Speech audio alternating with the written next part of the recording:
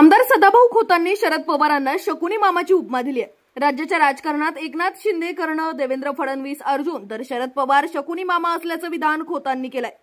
मराठा समाजाला मिळालेलं आरक्षण शरद पवार आणि उद्धव ठाकरेंनी घालवलं असा आरोप देखील सदाभाऊ खोतांनी केला आहे।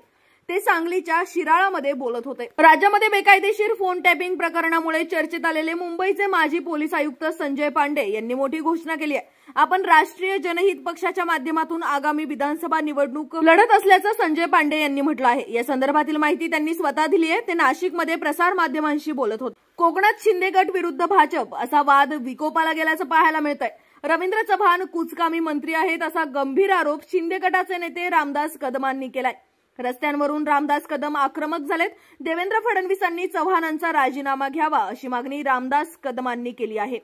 बिबट्याच्या हल्ल्यात 3.5 वर्षाच्या मुलाचा मृत्यू, राहता तालुक्यातील वाकडी येथील घटना।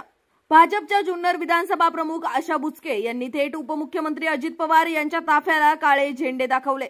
अजित पवार यांच्या राष्ट्रवादी काँग्रेस पक्षाची जनसन्मान यात्रा सुरू आहे। ही यात्रा जुन्नरमध्ये आली होती, त्यावेळी हा प्रकार घडला। राज ठाकरे यांनी शिवसेना वाढीसाठी बाळासाहेबांच्या खांद्याला खांदा लावून काम केले, पण उद्धव ठाकरे यांच्यामुळेच त्यांना शिवसेनेतून बाहेर पडावे लागले असा गंभीर आरोप मुख्यमंत्री एकनाथ शिंदे यांनी केलाय। राज ठाकरेंनी पक्षातून जावं अशी मुळीच इच्छा बाळासाहेबांची नव्हती असा खुलासा देखील शिंदेंनी केला।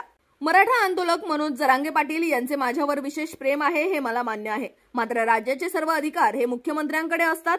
राज्याचे मुख्यमंत्री एकनाथ शिंदे हे प्रमुख आहेत। आम्ही त्यांच्या सोबत काम करत आहोत। आम्ही शिंदे साहेबांच्या सोबत आहोत। मराठा समाजासाठी एखादा निर्णय जर मुख्यमंत्री शिंदे घेत असतील तर मी त्याला विरोध केला असेल असे त्यांनी सांगितले, तर त्याच वेळी पदाचा राजीनामा देईल। इतकेच नाही तर राजकारणातूनही संन्यास घेईल अशा शब्दात देवेंद्र फडणवीस यांनी मनोज जरांगे पाटील यांना प्रत्युत्तर दिलंय।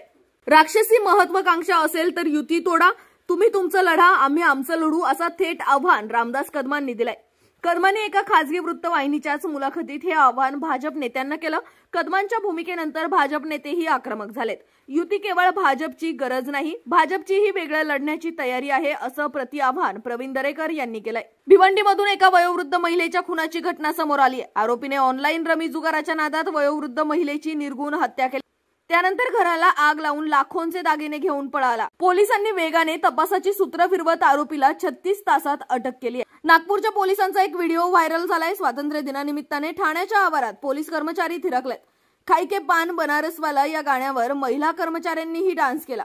नागपुरात पोलीस स्टेशनमधील डान्सचा व्हिडिओ सोशल मीडियावर जोरदार व्हायरल होत आहे।